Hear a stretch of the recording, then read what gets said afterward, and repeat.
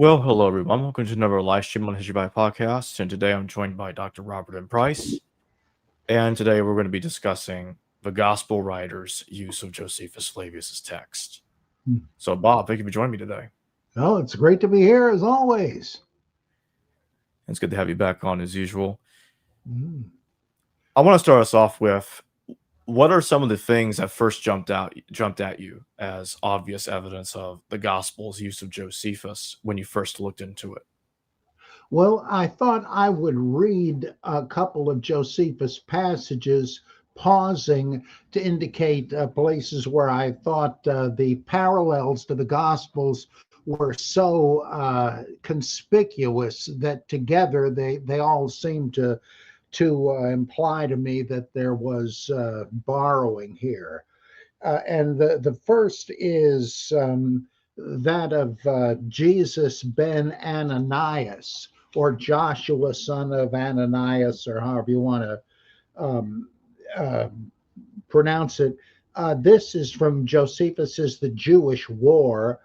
Um, let's see, 653 in the G.A. Williamson translation. I don't know if that makes much difference, but that happens to be the one I used. This is a little long, but I think it's worth it. One Yeshua, son of Ananias, a very ordinary yokel, came to the feast at which every Jew is expected to set up a tabernacle for God. As he stood in the temple, he suddenly began to shout, "A voice from the east, a voice from the west, a voice from the four winds, a voice against Jerusalem and the sanctuary, a voice against bridegrooms and brides." Now, immediately interrupting, I thought of Luke 17:26 through 27, part of a general apocalyptic passage in Luke. As it was in the days of Noah, so it will be in the days of the Son of Man. They ate, they drank, they married, they were given in marriage until the day when Noah entered the ark and the flood came and destroyed them all. Then back to Josephus and Jesus ben Ananias, a voice against the whole people. Day and night he uttered this cry as he went through all the streets. Some of the more prominent citizens, very annoyed at these ominous words, laid hold of the fellow and beat him savagely.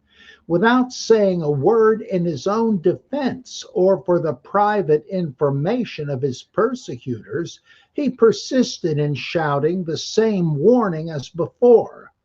The Jewish authorities, rightly concluding that some supernatural power was excuse me, responsible for the man's behavior, took him before the Roman procurator.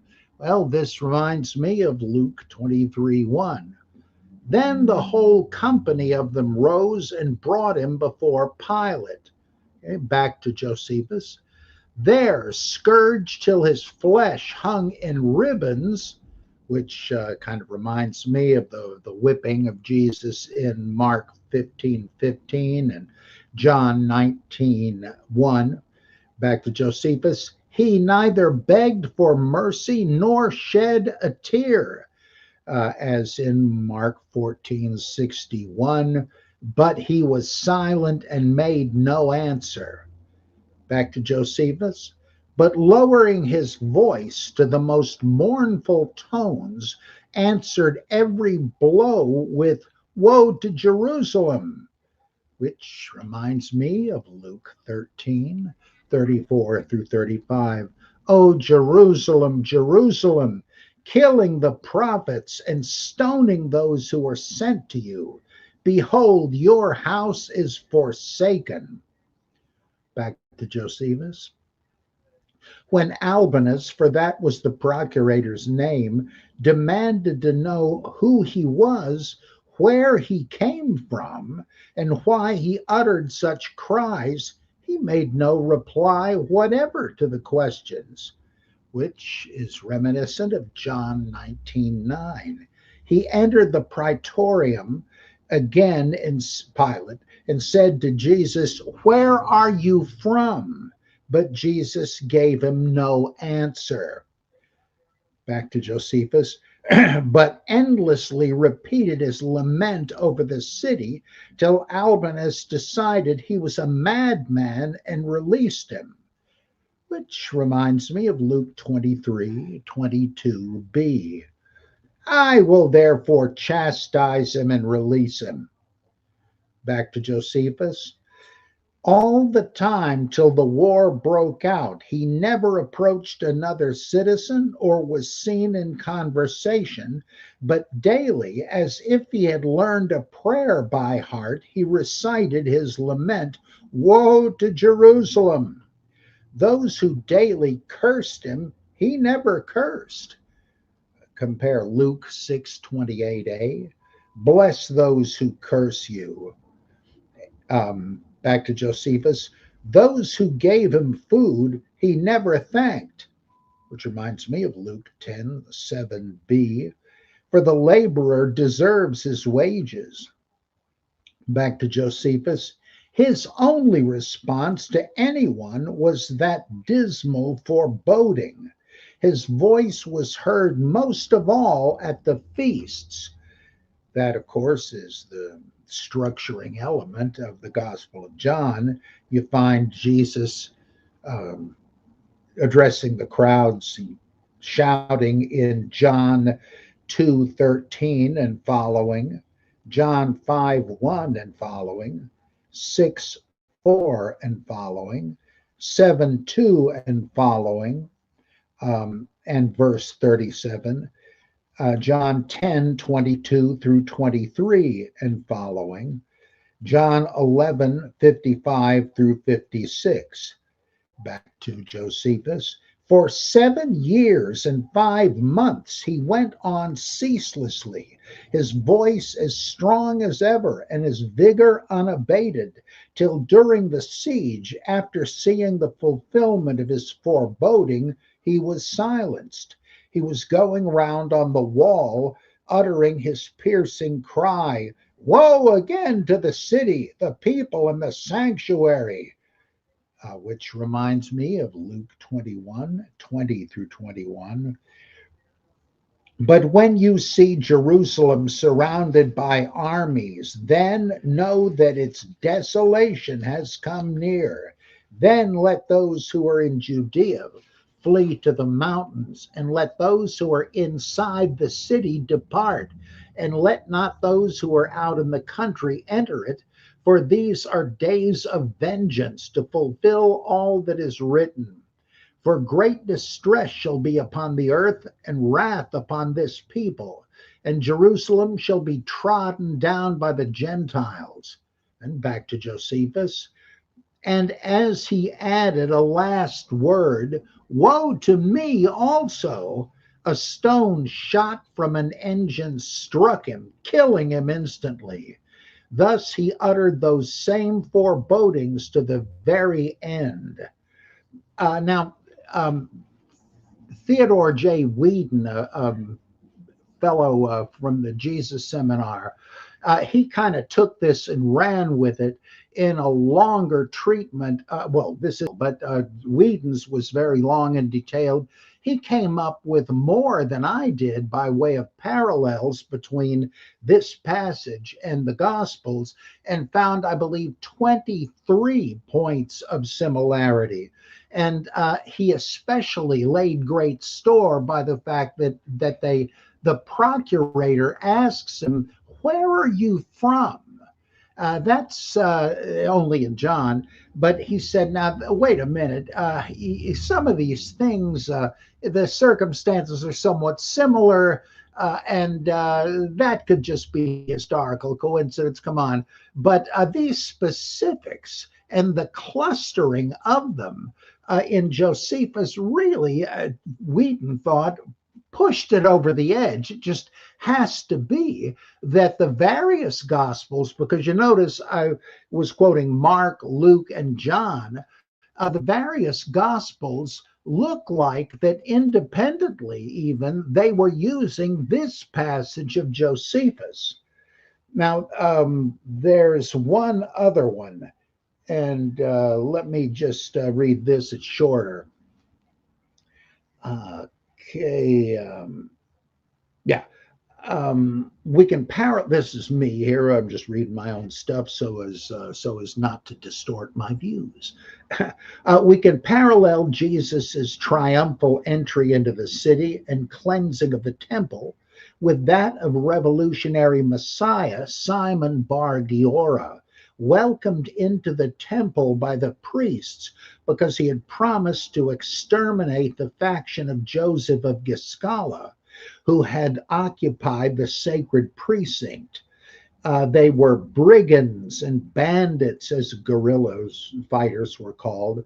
Thus, Joseph's mission was to cleanse the temple, which had become a den of thieves, of brigands. These phrases, familiar from the Gospels, make more natural sense in the context Josephus describes, and thus probably originated there. And here is the briefer passage from Josephus. In order to overthrow John, okay, and another one of these rebel leaders, they voted to admit Simon, an olive branch in hand, which kind of reminds me of Mark 11:8, and many spread their garments on the road, and others spread leafy branches, which they had cut from the fields. Back to Josephus, to bring in a second tyrant to be their master. The resolution was carried out, and they sent the high priest Matthias to implore Simon to enter, the man they so greatly feared. The invitation was supported by those citizens who were trying to escape the zealots and were anxious about their homes and property. He, in his lordly way, expressed his willingness to be their master and entered with the air of one who intended to sweep the zealots out of the city, acclaimed by the citizens as deliverer and protector, which reminds me of Luke 19:38. Blessed is the King who comes in the name of the Lord. Now, eventually, Simon surrenders to the Romans and is taken to Rome and displayed in the triumphal procession, and is finally executed as the would-be king of the Jews after suffering abuse by his Roman guards, much like Jesus in Mark 15:16 through 20. He isn't crucified, he's beheaded. Now, there are other similarities to passages in Plutarch about the radical reformer king of Sparta, Cleomenes, and another in Philo about the madman Carabbas, who was set up as a mock king to mock the Jewish king passing through at the time. But we're just talking about Josephus here. And yet, together, these things are so similar, you have to wonder if one, oh, let's suppose all of them had a historical basis, Jesus included, who knows?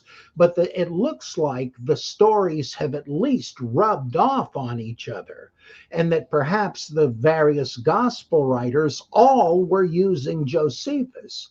Now, one last thing I want to say about this is I have long suspected that when in Mark 13 and parallels, when Jesus is shown warning in advance the possible occasions for deception that he's trying to forearm them and forewarn them against. He says, many will come in my name saying, I am he, or I am the Christ. Don't listen to him.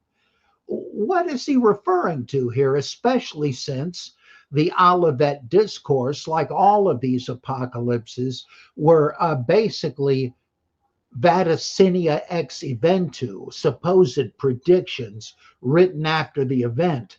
Well, it seems to me that the Olivet Discourse, the Synoptic Apocalypse, is looking back on people like Simon Bar Giora, John of Giscala, Menachem, and various other would-be messiahs, some of whom, again, are directly associated with the Jerusalem temple. And I admit this is just an educated guess, but it makes me wonder if even that is a reference to at least the people Josephus described. Whereas I'd go farther and say with Jesus Ananias, I think it's actually the text of Josephus that is the basis for these details of the gospel stories. So that's way more than you wanted to hear, but there we go. What are some of the other parallels that you know of between the Gospels and Josephus? Because there's quite a lot of them. Well, why don't you mention a few that I could comment on, maybe? So Well, I know where we're getting. what about like the late Hugh Schoenfield pointed out about the parallels between Josephus himself and Joseph of Arimathea? Oh boy, yeah, that is a real shocker. Uh, this would be a parallel to Josephus's autobiography when he's talking about how he switched sides. He figured the handwriting was on the wall. God must be on the side of the Romans. And so he presents himself to Vespasian, I guess, and said, I see the hand of God with you. And in fact, you must be the fulfillment of the messianic prophecy of the star that would come out of the east and so forth. And I said, well, sounds pretty good. And so he became a general for the Roman forces against his own people.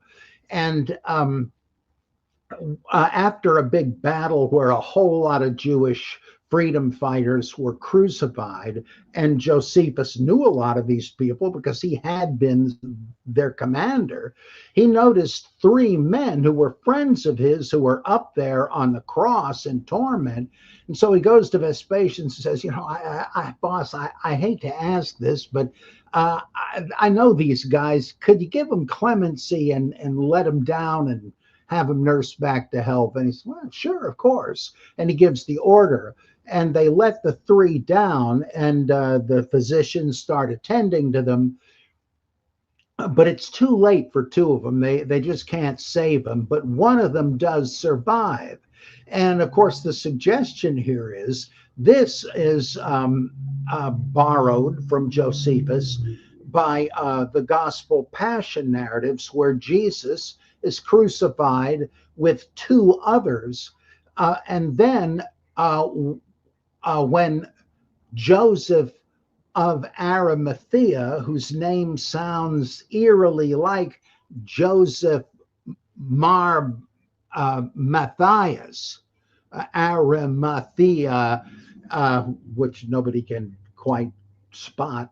We're not even sure that was an ancient town, but it may have been based on Josephus Bar Matthias. And there's the clue to look at his life of Josephus, and it would sort of explain why we're not told in the Gospels that Joseph seemed to care about the other two guys that were crucified. Only Jesus, they just drop out of the picture. And that's simply because the evangelist didn't care about them. But the narrowing it down to Jesus, that seems to really pin the thing on Josephus's autobiography, and gives us the clue as to whose autobiography it was that Joseph of Arimathea was. And there are other theories about who Joseph of Arimathea was supposed to be, like Dennis MacDonald, that says it sounds more like Priam coming to beg Achilles for the body of Hector. That sounds pretty good, but this sounds better, in my opinion. So again, you have familiarity of the gospel writers with the writings of Josephus. And of course, the common suggestion that in Acts, is it 4 or 5? I always forget, where the Sanhedrin's trying to decide what to do to shut up the apostles for preaching the resurrection of Jesus. And Gamaliel says, I wouldn't be too hasty about this. I mean, you've seen these flash in the pan liberators before. Theudas the magician and Judas of Galilee, they came to nothing. They had their 15 minutes of fame and it was over. You don't get too hot under the collar about this. It'll probably be the same way. Of course, most people say that he got the order of these two guys wrong, because he didn't notice that one was mentioned as a flashback. But that actually, I think more of that is borrowed from Euripides the Bacchae, when Tiresias is telling Pentheus, hey, you don't want to be found battling against a god. Suppose this is true, the Dionysian preacher and all of that. But at any rate, it's easy to posit this kind of dependence. Also, Luke 24, when the two disciples on the way back home from Jerusalem to Emmaus are joined by a mysterious stranger.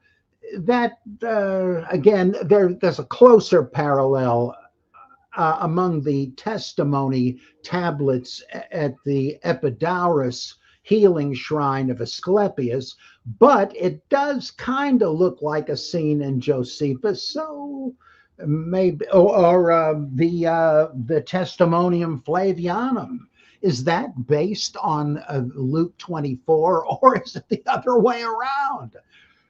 Tough to say, but I'm sure there are yet more I'm not thinking of. What about the relationship between Acts and Josephus? Yeah, this stuff about when the Romans have Paul in protective custody, but they want to interrogate him with the whip.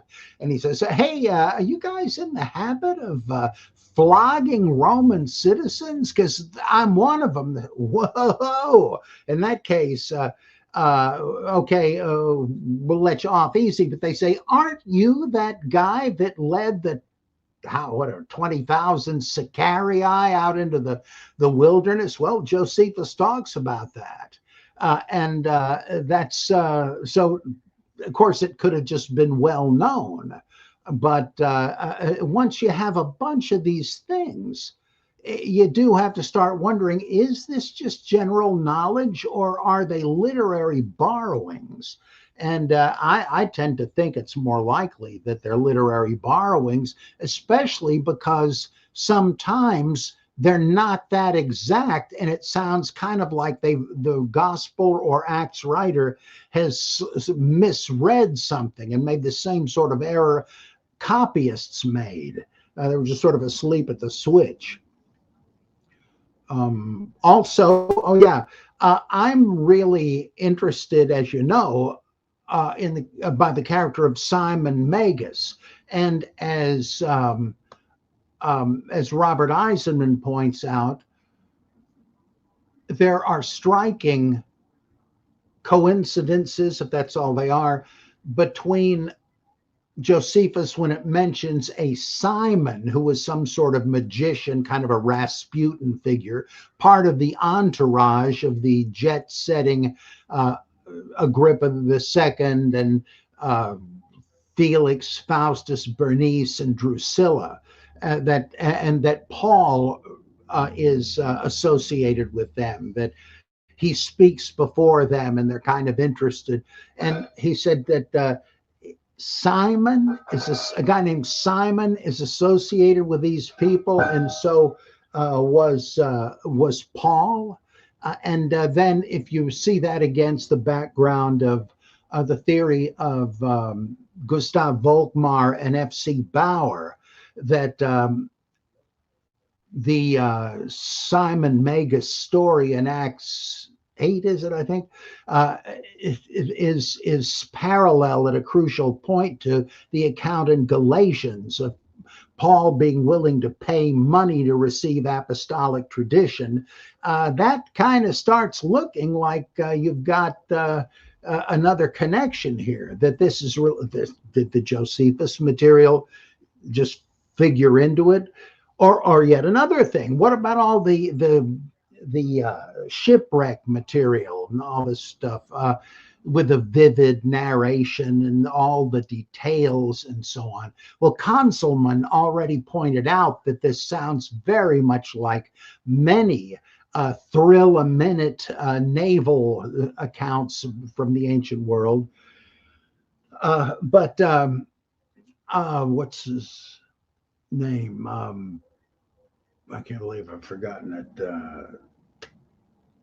The guy with Edessa.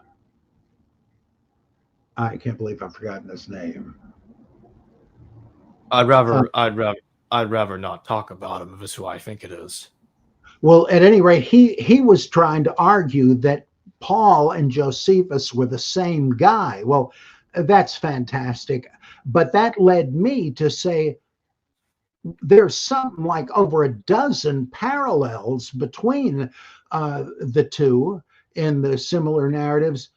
That would make me think that the author of Acts is borrowing Paul's adventures from Josephus. And just like the conversion narrative is borrowed half from Second Maccabees chapter 3 and half from Euripides, it sounds so much like it, and that would be another major borrowing from Josephus. And people certainly knew his work back then. It wasn't done in a corner, as they say. That guy that I don't want to platform by naming is I goes can't around even think of it. Jesus is 30 different people and roles. It makes King Arthur to be Jesus. He's a lunatic. But but there is a character called Solus mentioned by Josephus that Robert Eisenman points out. And I didn't intend to bring up slides originally, but why not show it again? Can't hurt.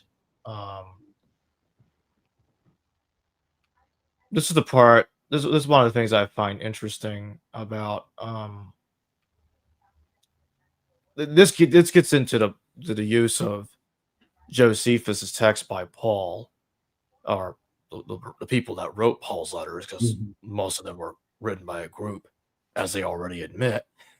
After this calamity had befallen Cestius, many of the most eminent of the Jews swam away from the city, as from a ship when it was going to sink. Costabarus, therefore, and Saul, who were brethren, together with Philip the son of Jasimus, who was the commander of King Agrippa's forces, ran away from the city and went to Cestius. But then how Antipas, who had been besieged with them in the king's palace, but would not fly away with them, was afterwards slain by the seditious. We shall relate hereafter. However, Cestius sent Saul and his friends at their own desire to Achaia, to Nero, to inform him of the great distress they were in, and to lay the blame of their kindling the war upon Florus, thus hoping to alleviate his own danger by provoking his indignation against Florus. In the meantime, the people of Damascus, when they were informed of the destruction of the Romans, set about the slaughter of those Jews that were among them, and as they had them already cooped up together in the place of public exercises, which they had done out of the suspicion they had of them, they thought they should meet with no difficulty in the attempt. Yet did they distrust their own wives, which were almost all of them addicted to the Jewish religion, on which account it was that their greatest concern was how they might conceal these things from them.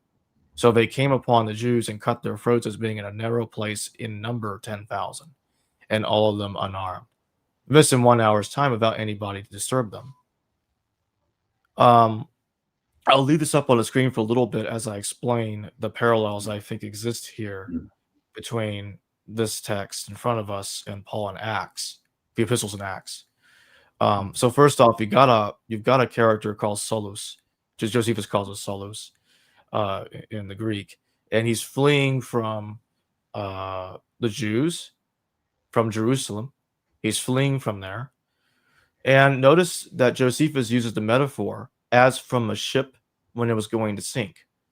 So what you have is you have one metaphorical shipwreck here, but in 2 Corinthians, it's elaborated to 3 literal shipwrecks. But in Acts, it goes back down to 1. And really the idea is that there are parallels between Paul and Josephus' own life actually is very old. It's way before Mr. 30 Men or Hydra-headed Jesus. But it goes back to William Whiston. William Whiston saw similarities between, because he's the one I would truly credit with that. William Whiston says that Paul and Josephus have a very similar shipwreck. Although, if I remember his view correctly, it's that he thinks that I think he thought they were potentially on the same ship, but I don't exactly remember how he put it. Fascinating. William Whiston, I think he was right in a way, but for the wrong reason. It's interesting how Acts purposefully is different from Josephus here.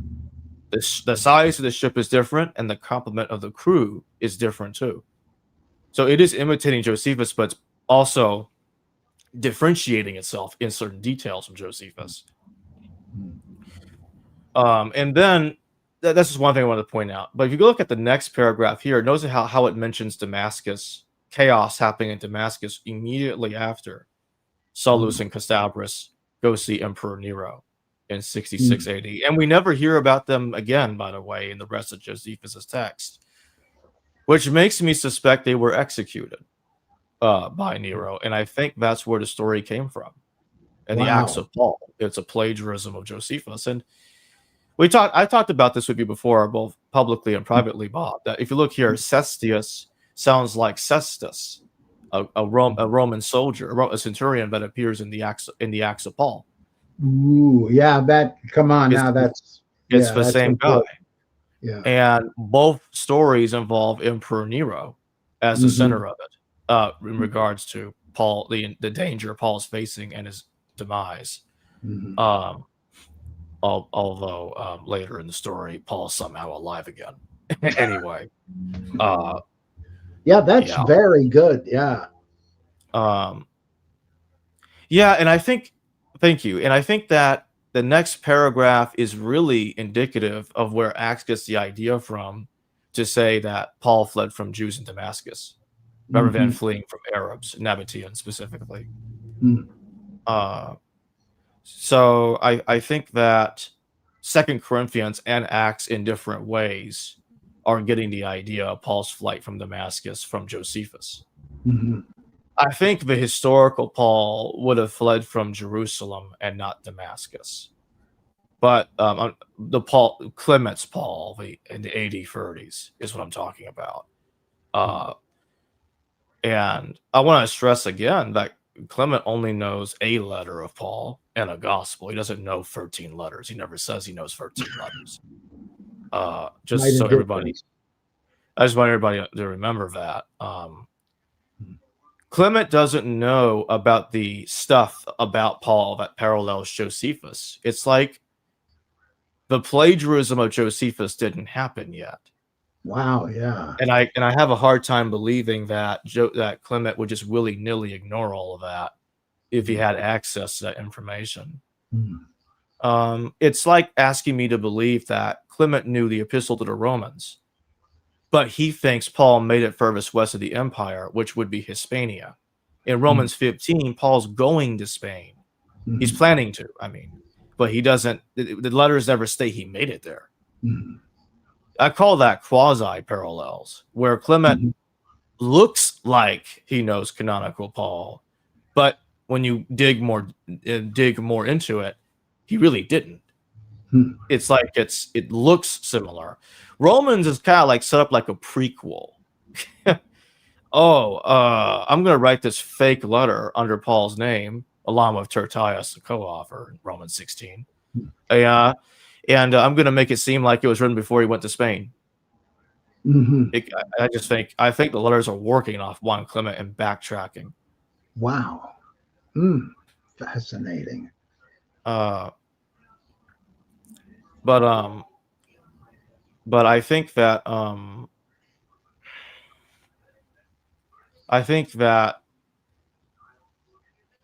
in 2 Corinthians, when it talks about Paul's flight from King Aretas, he's fleeing from Aretas just like the rest of the Herods would have, but it wouldn't have happened in Damascus.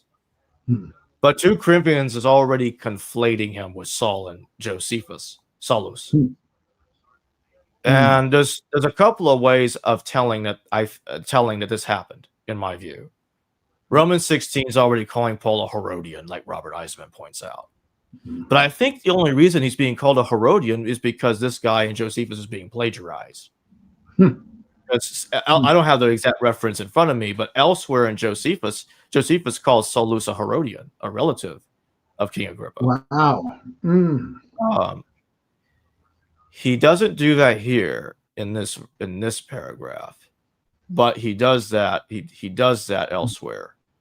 But that's why he was in Jerusalem, and that's why it's like King Agrippa's forces and all that. That's why it's there, because he is a relative. So the author of Romans, or the co-authors of Romans, got the idea to make Paul a Herodian, not because the historical Paul was really one. He wasn't. They just wanted to make it look like he was. And then in Philippians, he becomes a Benjamite, like King Saul, the Old Testament. So, well, it may not call him Saul outright, but it's sure as hell implying to call him Saul. And that's why I think that Clement, if you look at Clement, there's no evidence there that Clement thought that Paul was a Herodian. And he doesn't seem to know that Paul was a Benjamite either. He has a Novos details. This is probably a crude way of putting it, but in a way, it just hadn't been made up yet. Literally, it hadn't been fabricated yet. It hasn't happened yet. These are details resulting in Saulus and Paul being conflated into the same person, and then Acts tries to justify it. Saul becomes Paul when he goes to see Sergius Paulus, the proconsul. I think he was proconsul. So Acts has to create a narrative about how the dude became Paul. Because otherwise that's very strange. Why do we hear Saul, Saul, Saul, and then suddenly no more, it's Paul, Paul, Paul? There's no explanation for this. And that's an explanation. Well, I'm trying. And I think the reason, personally, Acts doesn't talk about Paul's death is that way he can live longer to write the letters after 70. Because notice that Acts won't talk about the letters, because I think the author knew these letters weren't written before 70. I think Luke knew it. He just knew they weren't. Because in Acts 15, he talks about the Epistle of James. So he knows the letters, because the Epistle of James is at least largely a point-by-point refutation of Galatians, as I think you'll agree. Oh, yeah. So how is it that Acts 15 can give the game away? Oh, it names the Epistle of James. Literally, almost outright. James had a letter sent off. Yeah, that's the Epistle of James. That's it. But there are some out there that think that Acts is somehow independent of Paul's letters. I just don't see how that works. That doesn't make sense to me. There has to be a relationship. Rather, Acts knew the letters, or as I suppose Nina Livesey suggests, the other way around. I don't agree with Nina that the letters knew Acts, canonical Acts. Although I don't think that's even her position, that it knew that canonical Acts was known to the letters. I think she suggests a smaller version of Acts, which I wouldn't have a problem with, because Jerome seems to attest to a smaller version of Acts. I talked about that with you before, right? I showed the reference to Jerome talking about what seems to be a written document by Epaphroditus, or Epaphras, as he calls him. I mean, Epaphroditus is also called Epaphras in Paul's letters. And I think 1 or 2 instances, but it's in there in the letters. I remember that in the latest issue, in which you and Derek talked about pondering the possibility of the epistle's use of acts with no definitive conclusion. I remember it being suggested that 2 Corinthians having 3 shipwrecks is an elaboration of Acts 1 shipwreck. Well, I think Josephus's metaphorical shipwreck is already enough to get your 1. And that's what I would like to say in response to that, and my contribution to your journal that I'm still working on. Oh yeah. Why not just say? Let me put it back up on full screen here. Why not just say where my you see my mouse cursor here?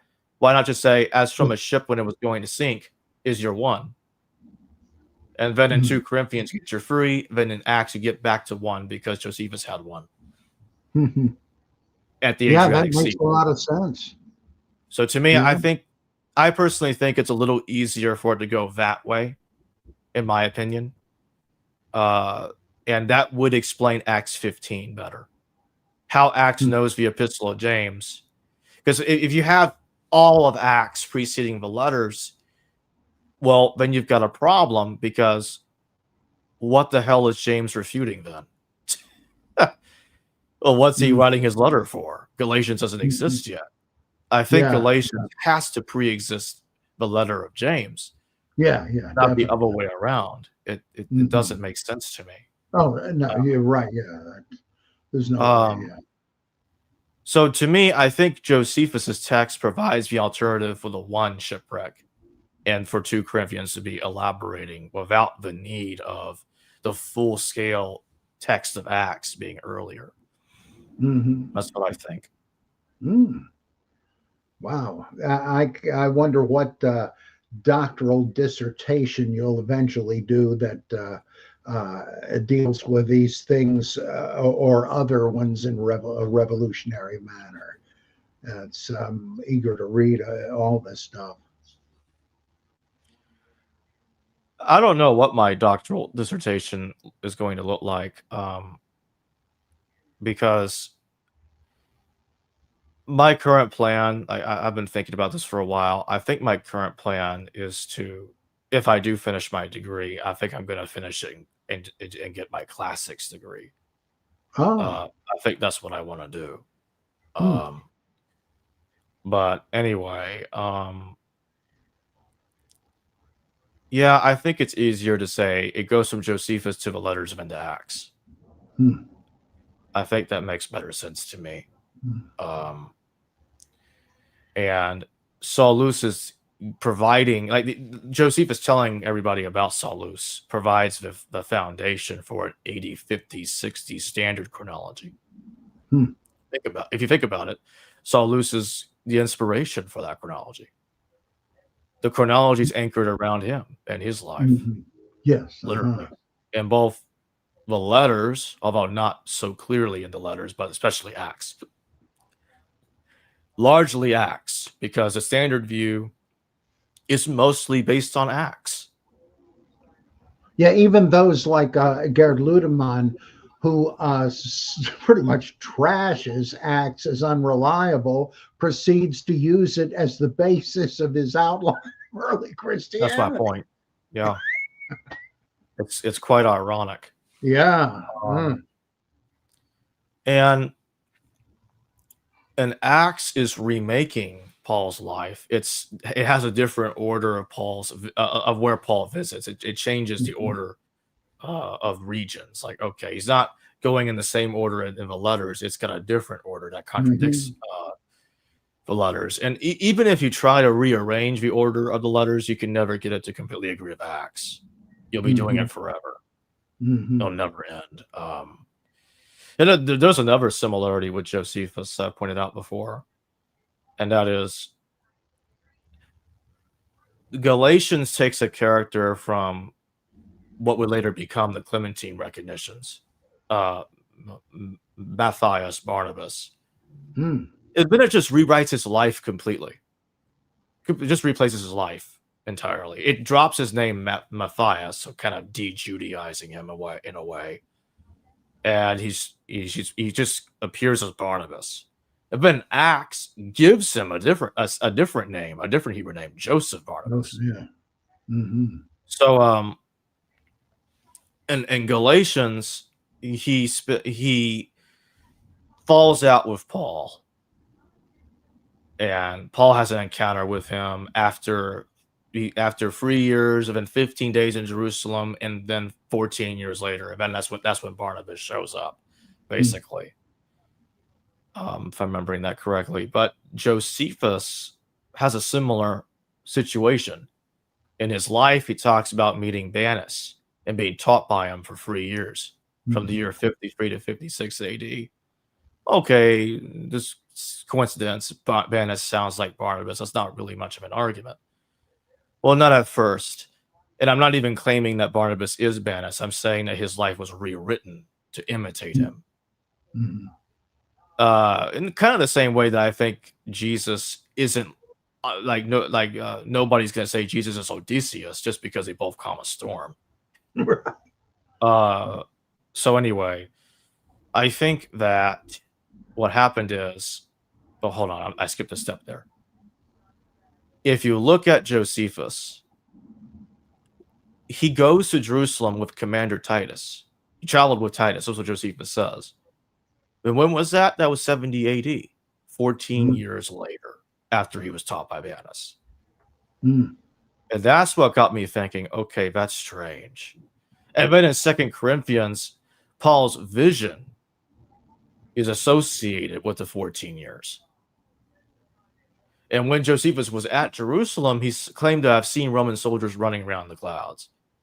Yeah, that's really that I think was over, as far as I know, was overlooked until recent years. And isn't that the sign? They will see the sign of the Son of Man in the sky.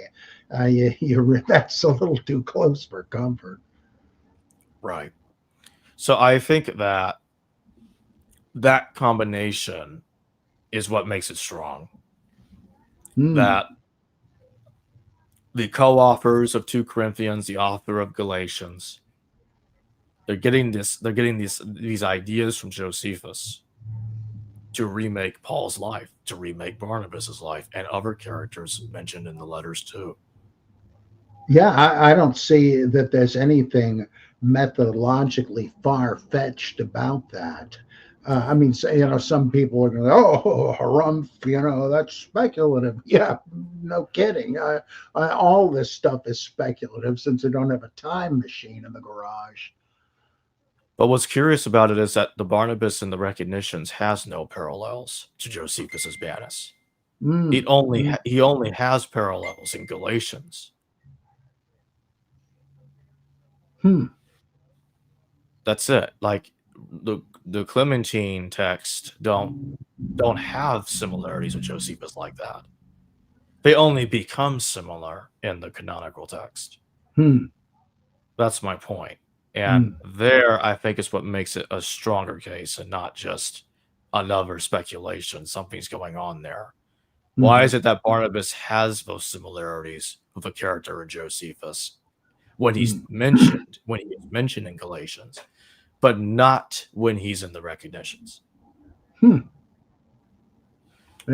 I got to reread the recognitions again. The same idiot that we were talking about earlier that I don't want to name.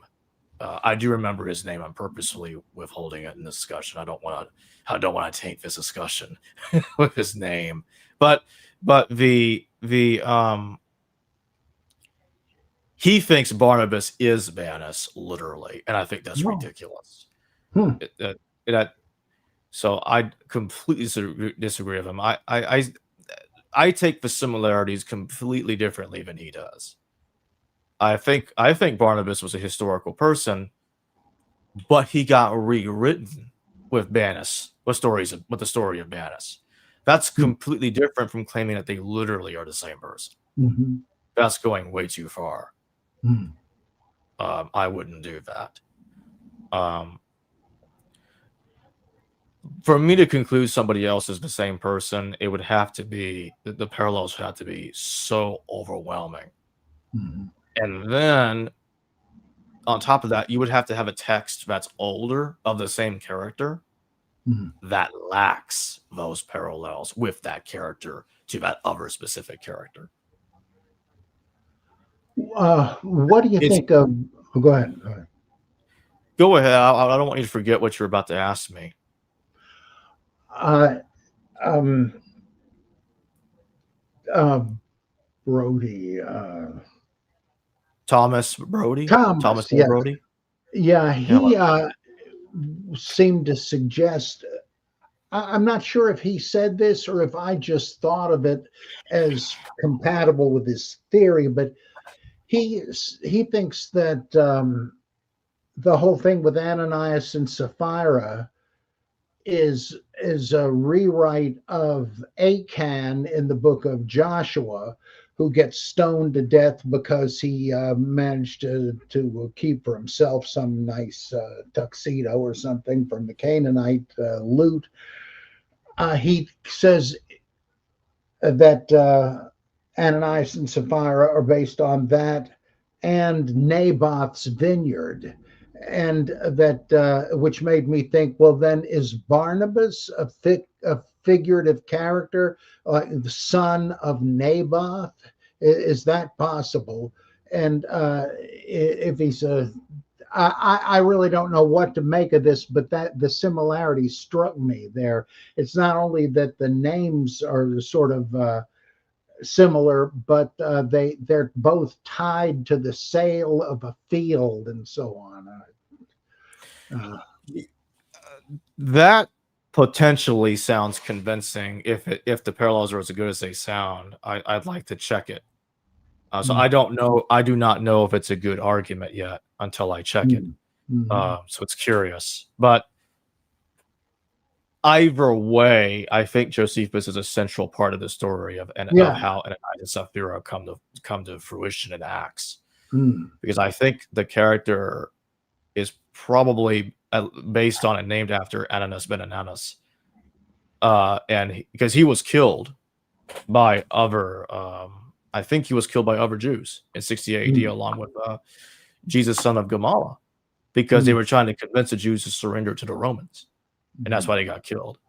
Ah. Uh, I think Ananias and Nebuchadnezzar also died in a somewhat similar circumstance, but I don't know. I don't remember. It could be both were inspirations in a way for the same story. Mm, I'm not sure. I don't have it in front of me right now. That's the mm, issue. But based on what I remember right now, I remember looking at both characters as a potential influence to the story, but I haven't looked at it in a long time. mm, Um, but Ananias being killed by other Jews, or just being killed for trying to get them to surrender. I mean, that sounds very similar to what's happening in Acts, because he was Ananias and Sapphira were framed as traitors of the church, mm, trying to defraud the Holy Spirit out of money. mm, Um, mhm, and in Josephus, you see a story about the food grains being destroyed and the zealots turn on each other. And this is happening around or shortly thereafter, but after the deaths of Ananias and Jesus in 68 AD.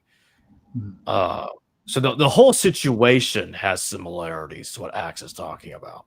mm, Um, and Peter is being kind of thrown into the situation because Peter is connected to Ananias dying. mhm. Uh, Something probably to do with Peter condemning him for defrauding the Holy Spirit. I don't exactly remember Yeah, he what says, Peter. what made you think you could lie to the Holy Spirit and get away with it? And Yes, he gives him the old something like voodoo that. curse. Yeah, it was something like that. Mm, But what's interesting is, again, none of these stories appear in the Clementine recognitions. mm, None of that stuff. mm. Now, Like it the hasn't been story I wrote that thought I of yet. sent you, called "The False Apostle," is an obviously fictionalized version of the whole um, uh, Peter versus Simon Magus thing.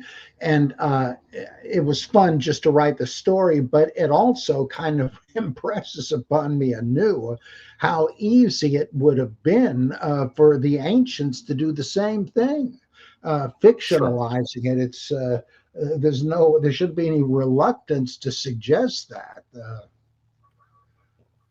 I mean, that's pure. That's not really a theory. I'm just winging it for the sake of fiction, but still, who knows why people made up stuff. It's not hard to imagine them doing it though. There's also a Jewish rebel in Josephus, a blind zealot. Hmm. I'm not sure how that works. But Hmm. anyway, there really is a blind zealot in Josephus that was trying to fight the Romans, and he was killed. And I think he's the basis for the blind man in Mark being Hmm. healed. Um, I think the blind man at not the one at Bethsaida when he had his eyes touched by Jesus, the Hmm. spittle, when Jesus put the Hmm. spittle on the guy's eyes. Talking about the other one at Jericho. I Hmm. think that one was inspiration. Uh, was inspired by the blind rebel in Josephus. Hmm. Whereas the other one at Bethsaida was probably, because I think Mark was early second century, written in Hmm. Emperor Trajan's reign. Hmm. I don't. I have a hard time believing it was written later. Mark probably knew.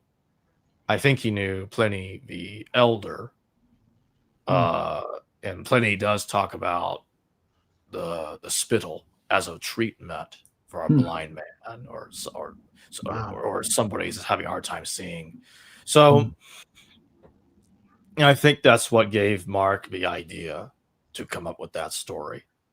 Um, and what's interesting is a little later you get stories about Vespasian healing somebody Yeah. uh, in the same way.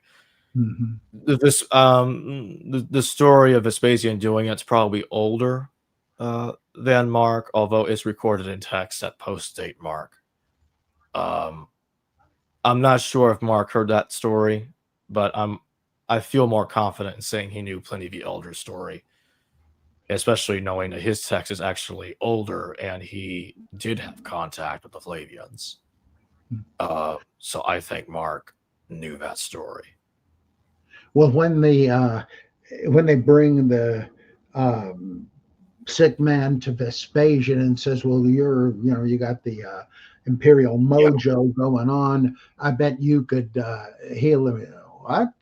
Okay, that reminds me of the story of Naaman the Syrian, where he comes to the king of Israel and says, "Gee, I need healing." And he's, What makes you? Is this some sort of a setup that I'm going to fail to do this and you're going to use that as an excuse to attack me?" And he's, No, I just want to know how to find Elisha. Okay, in that case, go ahead. But there's an even closer, and not very close, but a bit closer parallel with the blind man of Bethsaida in Mark when he says he tries the first time and to heal him, and he says, "I see men as trees walking." And then the second application, and he can see fine. And Jesus says, "Don't even enter the city." In fact, he takes him out of the city to heal him. And I start thinking about Sodom and Gomorrah. Somehow the men like trees walking makes me think of Lot's wife turning into a pillar of rock salt. And don't even enter the city. It's like the angels telling Lot, whatever you do, don't go back there. And even the idea that the man is healed of blindness sort of reminds me of the angels striking the lynch mob at Lot's door blind. to throw them off the track. And I don't know what to make of this, but after you start reading somebody like uh,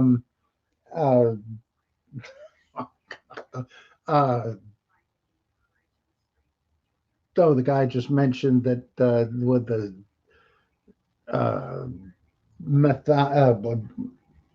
Barnabas and Naboth, really losing it.